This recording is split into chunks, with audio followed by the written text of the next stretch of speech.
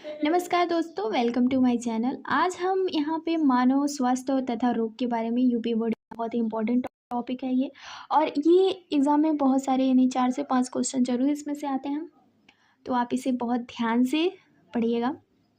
और ये revision session है, तो हम चलिए स्टार्ट करते हैं अपनी इस टॉपिक को।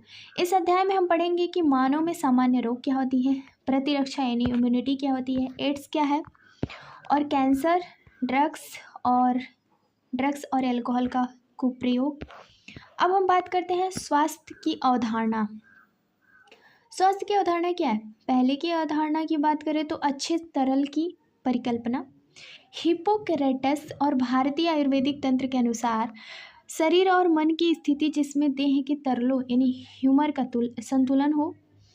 काले पित्त यानी ब्लैक बाइल वाले व्यक्ति गर्म व्यक्तित्व के होते हैं और उन्हें बुखार होता है, जैसे कि विलियम हार्वे ने रक्त परिसंचरण की खोज से इसे गलत सिद्ध कर दिया था। अगर हम बात करें स्वास्थ्य को प्रभावित करने वाले कारक यानी आनुवंशिक विकार यानी जेनेटिक डिसऑर्डर, जैसे हमने जेनेटिक मॉलिक्यूलर में पढ़ा था। फिर संक्रमण इन्फेक्शन क्या होती है? जीवन शैली यानी लाइफ स्टाइल में भोजन, पानी, व्यायाम, विश्राम। स्वास्थ्य का अर्थ होता है कि रोग की अनुपस्थिति नहीं बल्कि पूर्व शारीरिक, मानसिक और सामाजिक स्वास्थ्य है। रोग और रोगजनक पैथोजेंस की बात कर रहा है यहाँ पे। पैथोजेंस रोग क्या है? जब शरीर के एक या अधिक अंगों या तंत्रों के कार्यों पर प्रतिकूल प्रभाव पड़ता है और विभिन्न चिन्ह और लक्षण प्रकट होते हैं, उसे हम रोग कहते हैं। रोग के 2 प्रकार होते हैं, है ना। एक होता है इन्फेक्शन और एक होता है नॉन इन्फेक्शन। जो इन्फेक्शन होता है ना वो होता है वायरस से और बैक्टीरिया से, है ना, जो माइक्रो ऑर्गेनिज्म के थ्रू होता है। लेकिन एक होता है नॉन इन्फेक्शन, यानी एक व्यक्ति से दूसरे व्यक्ति में आसानी से माइक्रो ऑर्गेनिज्म से फैल सकता है। लेकिन जैसे एग्जांपल में यहाँ पे एड्स दिया हुआ है, लेकिन जो इन नॉन इन्फेक्शन होता है वो एक व्यक्ति से दूसरे व्यक्ति में नहीं फैलता, जैसे यहाँ पे एग्जांपल में कैंसर दिया हुआ है। अगर हम रोगजनक यानी पैथोजेंस क्या है इसके बारे में बात करें तो रोग पैदा करने वाले जीव जो होते हैं वो जीवाणु यानी बैक्टीरिया है, वायरस है, फंगी है, प्रोटोजोन्स है, हेलमिंथेस है। ये परपोषी होस्ट के भीतर रहकर उसे हानि पहुंचाते हैं। उन्हें परपोषी के भीतर वातावरण के अनुसार खुद को अनुकूल करना होता है ना। अगर हम पहले की बात करें यानी जीवाणु रोग, बैक्टीरिया डिजीज, जो पहला हमारा रोग है वो है टाइफाइड। टाइफाइड की बात करें तो टाइफाइड होता किससे है, किस जीवाणु से होता है? उसका नाम है साल्मोनेला टाइफी। संक्रमण का तरीका क्या है? सदूषित भोजन और पानी द्वारा छोटी आंत में प्रवेश, वहीं से रक्त द्वारा शरीर के अन्य अंगों में पहुंचता है। इसके लक्षण क्या हैं? तो लगातार उच्च ज्वार यानी 29 सेल्सियस से 40 सेल्सियस तक, कमजोरी, आमाशय से पीड़ा, कब्ज, सिरदर्द, भूख न लगना, गंभीर मामलों में आंत में छेद और मृत्यु की संभावना। इसकी पुष्टि विडाल परीक्षण यानी टेस्ट से की जाती है। टाइफाइड मैरी मलन केस में हम याद कर सकते हैं साल्मोनेला टाइफी। नेक्स्ट पॉइंट है हमारा जीवाणु है वो है निमोनिया। निमोनिया कैसे होता है, किस जीवाणु से होता है? तो स्ट्रेप्टोकोकस निमोनी, हीमोफिलस इन्फ्लुएंजा। प्रभावित अंग क्या होते हैं? फुफ्फुस। यहाँ पे हमारा जो लंग्स होता है उसके एल्वेओली को संक्रमित करता है। वायुकोष्ठ यानी एल्वेओली में तरल भर जाता है जिससे सांस लेने में गंभीर समस्या होती है। और इसमें कुछ लक्षण भी हैं जैसे ज्वार, ठिठुरन, खांसी, सिर दर्द। गंभीर मामलों में होठ और हाथ की उंगलियों के नाखूनों का रंग धूसर से नीला हो जाता है। अगर हम इसके संक्रमण का तरीका की बात करें तो संक्रमित व्यक्ति द्वारा छोड़े गए बिंदु यानी ड्रॉपलेट या एरोसॉल सांस द्वारा अंदर लेने से ये रोग होता है। और संक्रमित व्यक्तियों के गिलास या बर्तन इस्तेमाल करने से भी आपका निमोनिया होता है। नेक्स्ट है हमारा विषाणु और प्रोटोजोआ से होने वाले रोग। अगर हम सामान्य जुकाम यानी कॉमन कोल्ड की बात करें तो ये होता है वायरस से, है ना। तो रोगजनक जो है वो नासा यानी राइनो वायरस की वजह से होता है। और संक्रमण नाक और श्वास पथ को संक्रमित करते हैं लेकिन फेफड़ों को नहीं करता है। ये कुछ निमोनिया से डिफरेंस है। लक्षण क्या है? नासीय संकुलन यानी नेशल कॉन्जेशन, आश्रव, गला खराब, खांसी 3 से 7 दिन तक होता है। फैलना कैसे होता है? छींकने से, खांसी से, ड्रॉपलेट के थ्रू होता है। और कभी कभी तो इसमें अगर आप कॉमन खांसी की बात करें तो फ्लू इन्फेक्शन भी इसमें होता है वायरस से। नेक्स्ट हमारा पॉइंट है मलेरिया। रोगजनक प्लाज्मोडियम के कारण होता है। प्लाज्मोडियम नामक प्रोटोजोआ है ये। प्रजातियाँ प्लाज्मोडियम वाइवेक्स, प्लाज्मोडियम मलेरियाई, प्लाज्मोडियम फैल्सीफेरम। प्लाज्मोडियम फैल्सीफेरम द्वारा होने वाला मैलिग्नेंट मलेरिया सबसे गंभीर और घातक हो सकता है। अगर हम मलेरिया के जीवन चक्र की बात करें तो सबसे पहले अगर हम देखें तो वो प्रभावित, मान लीजिए आपको कोई मच्छर काटता है तो मच्छर पहले क्या करेगा? खून को चूसेगा, ठीक है। तो अब मच्छर के अंदर क्या हो रहा है? अब उसने चूस लिया, मच्छर यहाँ से प्रवेश करता है, स्पोरोजोइट प्रवेश करता है। फिर उसके बाद मच्छर जैसे ही एक बार कट लगाया, फिर लीवर में अलैंगिक जनन यानी सीधा लीवर में अलैंगिक जनन होने लगता है। फिर लाल रक्त कणिकाएं आरबीसी आक्रमण करने लगती है। आरबीसी फटती है और होमोजाइगोट निकलता है, ज्वार का कारण बनता है, यानी बुखार हो गया। अब गैमेटोसाइट्स का निर्माण होने लगता है। मच्छर द्वारा जो रक्त पानी युग्मक जनन मच्छर में ही होता है। अब ये क्या होता है? मच्छर की आंत में निषेचन का परिवर्धन करता है। फिर उसमें ओकाइनेट ओसाइट्स बनते हैं। फिर स्पोरोजोइट लार ग्रंथियों में जमा हो जाता है ना। तो ये है उसका लाइफ साइकिल। अगर हम इसमें बात करें तो 2 परपोसी, मानव और मादा एनोफिलीज मच्छर, है ना। मान लीजिए अगर बोला जाता है ना कि मच्छर कौन सा काटा भाई, तो मच्छर अगर काटा है तो मच्छर काटा नहीं है, काटी है, वो मादा होती है, मेल नहीं होता है। तो आगे से याद रखना कि जो मच्छर काटता है वो काटती है, काटता नहीं है। संक्रमण यानी संक्रमक रूप, स्पोरोजोइट जीवाणु। नेक्स्ट पॉइंट है हमारा प्रोटोजोआ रोग।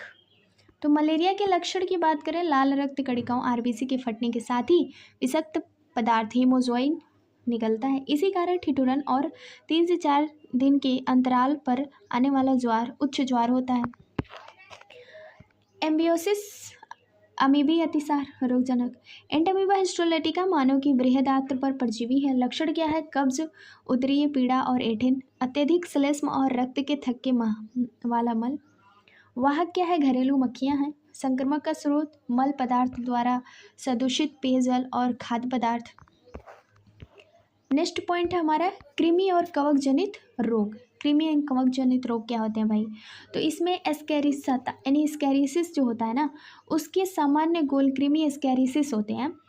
आंतरिक रक्त स्राव करते हैं, पेशीय पीड़ा होती है, ज्वार आंत्र का अवरोध होता है, दूषित पानी, सब्जी, साग सब्जी, फलों में हमें एस्कैरिसिस देखने को मिलता है, यानी कि ये रोग फैलता है। अब हम बात करते हैं एनफिलेंटेसिस यानी फ्लेरियासिस। ये हेलमिंथीज है एक प्रकार का, है ना। तो इस बाउचेरिया होता है, निरोगजनक कौन होता है? बाउचेरिया होता है। अंग और प्राय अकपात की लसिका वाहिकाओं में दीर्घकालीन शोध जननित अंग भी प्रभावित हो सकते हैं। मादा मच्छर की वजह से ये भी होता है। हम बात करते हैं रिंगवर्म दांत के बारे में, तो ये फंगी की वजह से होता है।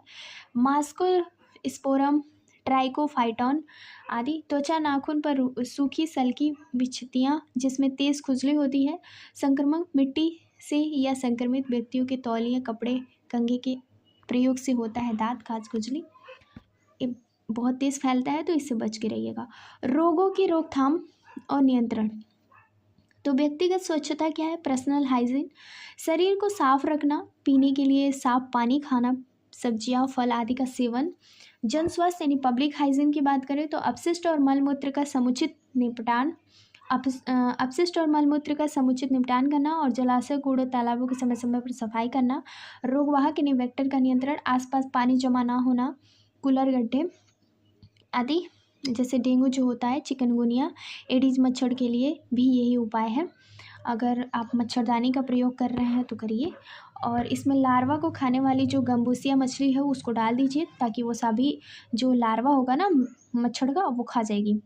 और कीटनाशकों का छिड़काव दरवाजे खिड़कियों में जाली लगाना, ताकि कोई भी मच्छर प्रवेश ना कर सके।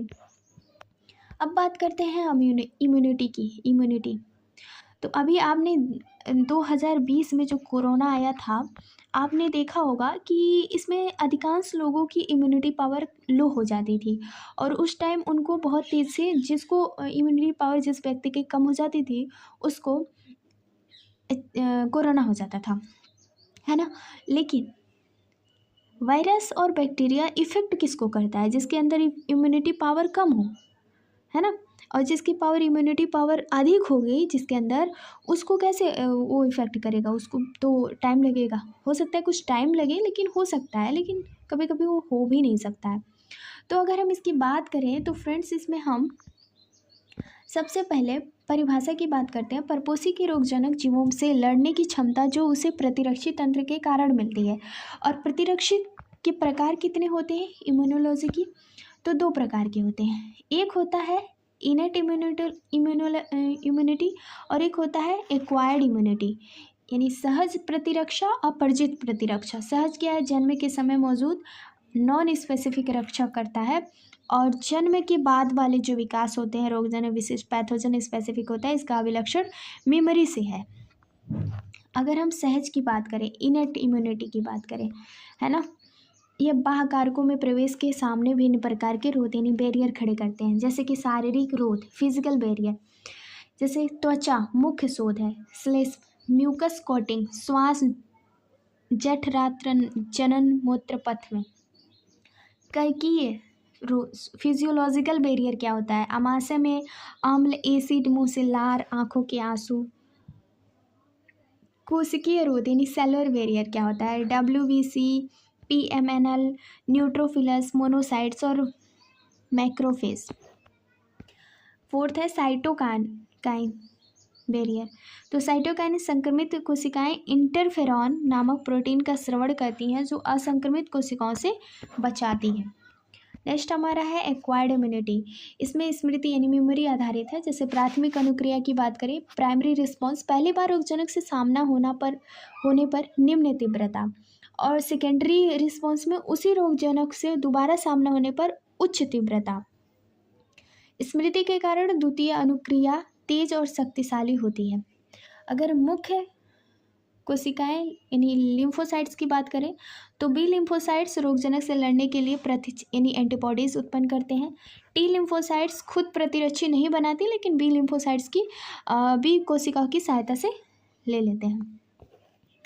अपरजित लक्षणों के प्रकार क्या होते हैं? तरल प्रतिरक्षा अनुक्रिया, ह्यूमरल प्रतिरक्षा एंटीबॉडी द्वारा, और कोशिकीय माध्यतिक प्रतिरक्षा यानी cell mediated CMI T lymphocytes द्वारा होता है। अंग प्रत्यारोपण को अस्वीकृत करने के लिए उत्तरदायी होता है। जैसे कि यहाँ पे कुछ इम्यूनोलॉजी का चित्र बना गया है मॉलिक्यूल्स का।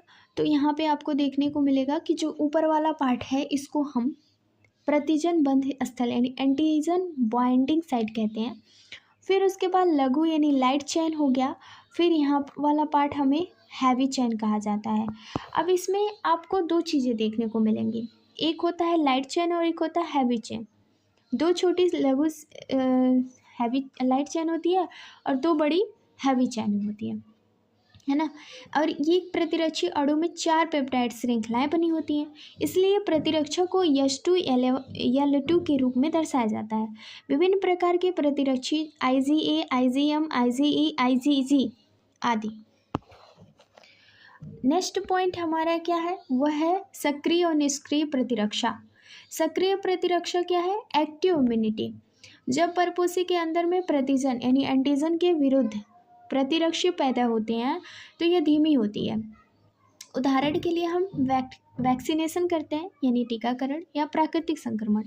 निष्क्रिय प्रतिरक्षा पेशी इम्यूनिटी होते हैं। जब शरीर को बने बनाए प्रतिरक्षा सीधे दिए जाते हैं और तेज होती है तो माँ के दूध में पीयूष यानी कोलेस्ट्रम में IgA, IgA प्रतिरक्षी यानी प्लेसेंटा में भ्रूण में IgG प्रतिरक्षी होता है। तो याद रखना, ये बहुत इम्पोर्टेंट पॉइंट है यहाँ पे कि माँ के दूध में कोलेस्ट्रम में IgA होता है और प्लेसेंटा यानी भ्रूण में IgG होता है ना। नेक्स्ट है टीकाकरण का सिद्धांत, प्रिंसिपल ऑफ वैक्सीनेशन। तो यह प्रतिरक्षी तंत्र की स्मृति यानी कि मेमोरी के गुण पर आधारित है। टीके पर निस्संदेह ध्रुवीकृत रोगजनक शरीर में प्रवेश कराए जाते हैं और यह स्मृति B और T लिम्फोसाइट्स यानी सेल से बनाते हैं और वास्तव में संक्रमण होने पर रोगजनक को पहचान कर भारी मात्रा में प्रतिरक्षी उत्पन्न करते हैं। अब बात करते हैं लिम्फोइड ऑर्गन। परिचय क्या है? ये वे अंग हैं जहां लसिकाओं यानी लिम्फोसाइट्स की उत्पत्ति, परिपक्व और प्रचुरोद्भव होता है। ये प्रतिरक्षा तंत्र है, यानी कि क्या है, इम्यून सिस्टम के महत्वपूर्ण अंग हैं। जैसे कि अगर हम बात करें, जो लसिका अंग है वो दो प्रकार के होते हैं, प्राइमरी और सेकेंडरी। प्रतिरक्षा के तंत्र के सैनिक तैयार करने वाले केंद्र होते हैं, है ना, क्योंकि उसको क्या करना होता है, उसको लड़ाई करना होता है, किससे? बैक्टीरिया और वायरस से। प्राथमिक लसिका की बात करें तो पहला आएगा आपका अस्थिमज्जा यानी बोन मैरो। यह मुख्य लसिका अंग है और यह लसिका सहित सभी रुधिर कोशिकाओं का उत्पादन होता है। थाइमस दूसरा है, थाइमस हृदय के पास और अस्थि के नीचे स्थित एक पॉली यानी लोब्ड अंग होती है। टी लसिकाडुओं का परिवर्धन और परिपक्वन के लिए सूक्ष्म पर्यावरण प्रदान करना होता है और जन्म के समय बड़ा होता है और उम्र के साथ आकार में घटता है, जैसे कि यहाँ पे है थाइमस, है ना। बी और टी सेल्स का निर्माण अस्थिमज्जा यानी बेन मैरो में होता है और टी सेल का मैच्योरेशन थाइमस में होता है, यहाँ पे होता है थाइमस में। दूसरी बात कर रहे हैं सेकेंडरी लसिका अंग में। यहाँ परिपक्व लसिकाडु पहुँचते हैं और प्रतिजन एंटीजन के साथ साथ पारस्परिक क्रिया करते हैं। इसके बाद वे प्रभावी कोशिकाओं यानी इफेक्टर सेल्स में बदल जाते हैं। अगर हम बात करें तो ये हमारा पॉइंट है, ये प्रतिरक्षा अनुक्रिया रिस्पॉन्स के स्थल हैं, जैसे प्लीहा, lymph nodes, tonsil, pair patch.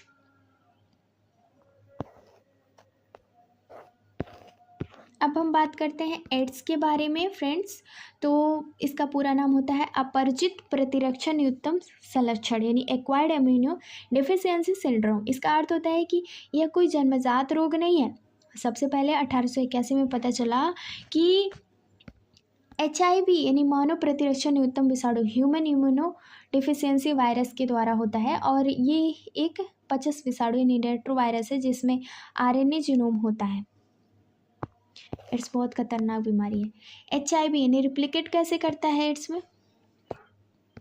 तो ये एक रेट्रोवायरस है, RNA का कोर बनाता है, फिर रिजर्व ट्रांसक्रिप्शन एंजाइम द्वारा विषाणु DNA बनाता है, फिर परपोषी के DNA में यह प्रवेश हो जाता है, फिर उसको संक्रमित कोशिका नए विषाणु कण में पैदा करती है, फिर वो रेट्रोवायरस का निर्माण कर जाता है।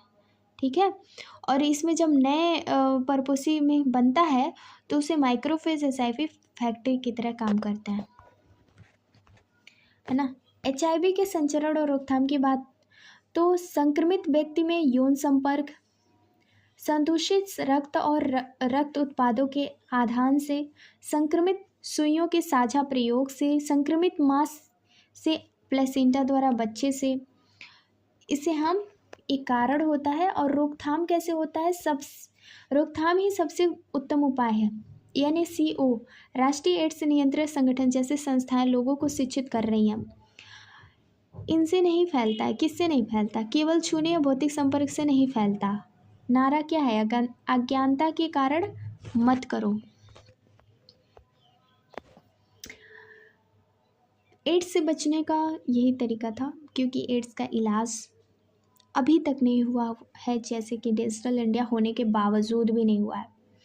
तो अब हम बात करते हैं कैंसर। एक परिचय। यह कोशिकाओं की अनियंत्रित वृद्धि और विभाजन है। कैंसर कोशिकाओं में स्पर्श यानी कॉन्टैक्ट इनहिबिशन का गुण खत्म हो जाता है। इस गुण के खत्म होने से कोशिकाएं विभाजित हो जाती हैं, जिससे कोशिकाओं का भंडार बन जाता है, जिसे ट्यूमर कहते हैं, है ना। देखो यहाँ पे बन गया है, पहले सामान्य कोशिका थी, अब कैंसर कोशिका, ऐसे हो जाता है। नेक्स्ट पॉइंट है अबूर्त ट्यूमर के प्रकार क्या होते हैं भाई। बेनिंग यानी सुदम अपने मूल स्थान पर सीमित रहते हैं, शरीर के दूसरे भागों में नहीं फैलते, इससे मामूली क्षति होती है। लेकिन मैग्लेनेट बहुत तेजी से बढ़ते हैं, आसपास के सामान्य ऊतकों पर हमला करते हैं, रक्त द्वार दर दराज स्थानों पर पहुंचकर नए ट्यूमर बनाते हैं और यह गुण मेटास्टेटिस कहलाता है। मेटास्टेटिस दर्दुम और अबूर्त का सबसे डरावना गुण है।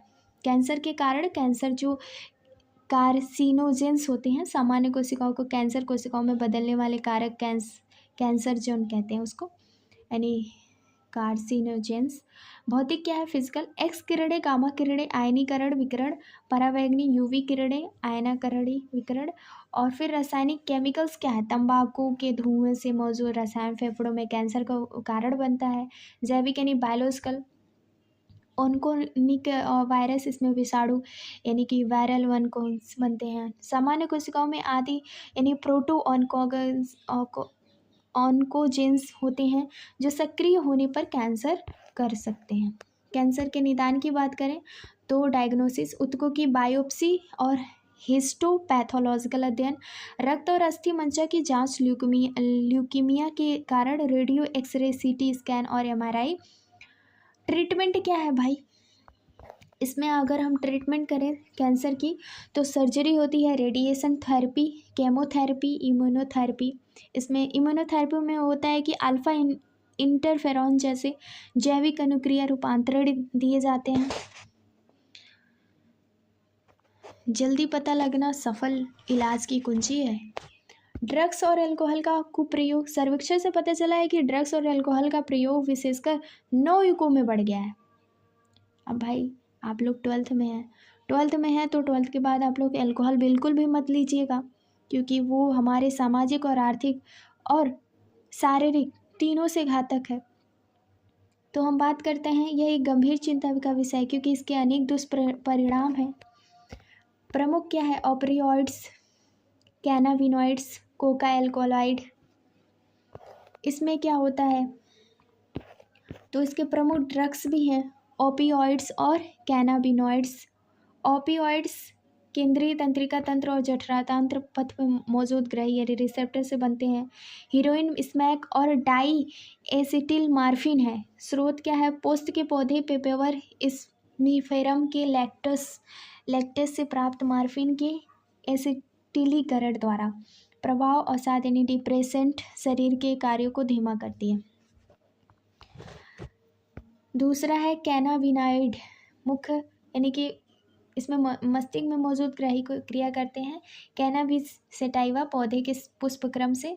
मेरिजुआना, हशीश, चरस, गांजा शरीर के हृदय वाहिका तंत्र यानी कार्डियोवास्कुलर सिस्टम्स पर सबसे ज़्यादा ये आक्रमण करते हैं भाई।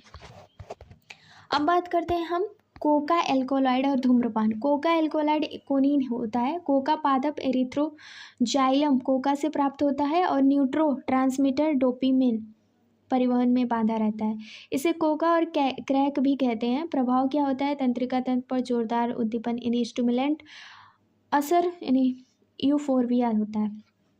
नेक्स्ट पॉइंट है धूम्रपान।